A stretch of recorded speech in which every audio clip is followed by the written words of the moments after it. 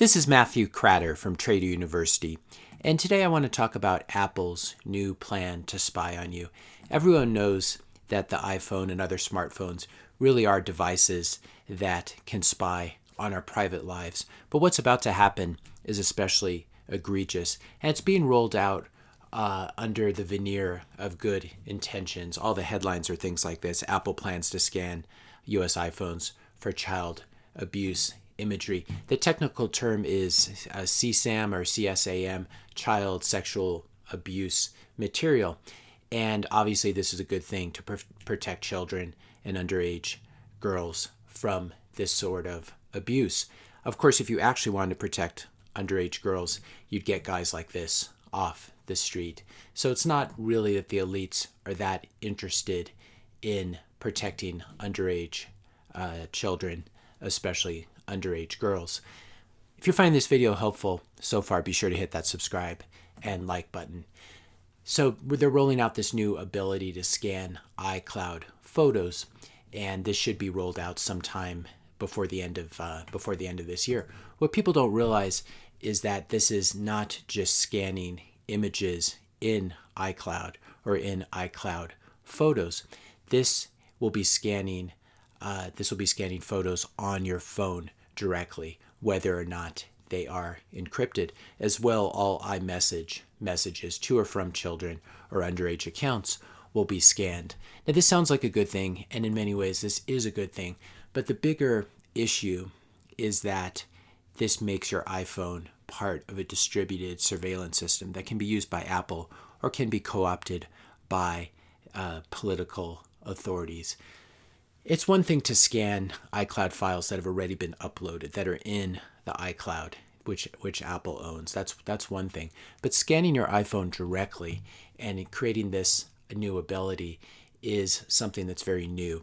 Apple used to pride itself, in fact, really since its inception, has prided itself on end-to-end encryption. And now with this software update, there's going to be a new backdoor into your private life.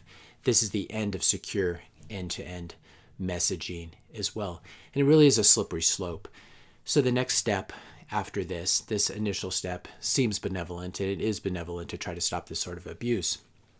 But what happens when governments, whether the US government or foreign governments or totalitarian governments, may begin to require companies like Apple to screen for political dissidents, to screen for sexual orientation, to screen for other private things? Apple itself may decide to screen for far right or far left content as it's defined at that given point in time. This is the important thing to remember, that this is a scale that's always moving. What was acceptable even 2 years ago might not be acceptable now or in 2 years from now. So even if you're not far right or far left, if you live long enough, you may end up being on one side of that spectrum, just because the society moves and you haven't moved.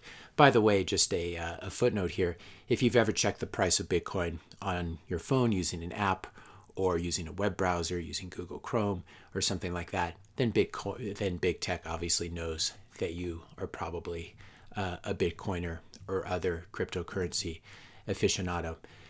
So as I said, under this new software update, your iPhone becomes part of a distributed surveillance system. It's always been this, obviously being able to track your location and various things like this. But up until this point, a lot of this has been encrypted on your phone.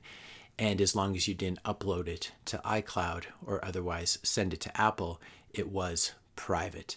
Now, you may say, I'm innocent, I have nothing to hide. In fact, most people obviously are law-abiding, moral individuals. But how about when you tell your wife at the dinner table that you're going to kill your boss?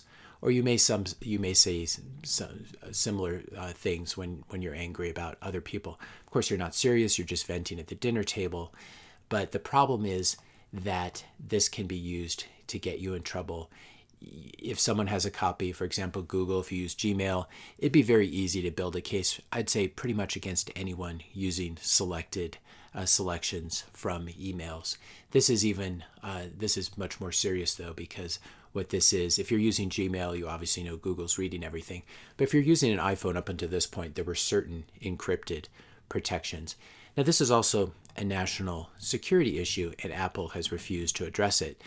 Joseph Cox in this tweet says that in a call with Apple today, we asked if China demanded Apple to deploy this scanning system to detect images other than child sexual abuse images. In other words, what if China demands that Apple start screening for political statements or political imagery? Would Apple pull out of that market? Apple said that that was above their pay grade and the system not launching in China. Of course, eventually the system will launch in China, and as such is very subject to abuse. I wanted to finish with a great tweet storm by Sarah Jamie Lewis, and she makes some very, very good points in general about secure systems.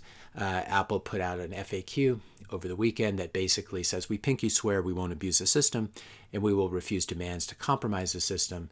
So I'm sure that's definitely reassuring to people. And you can click on the link here if you want to read Apple's statement.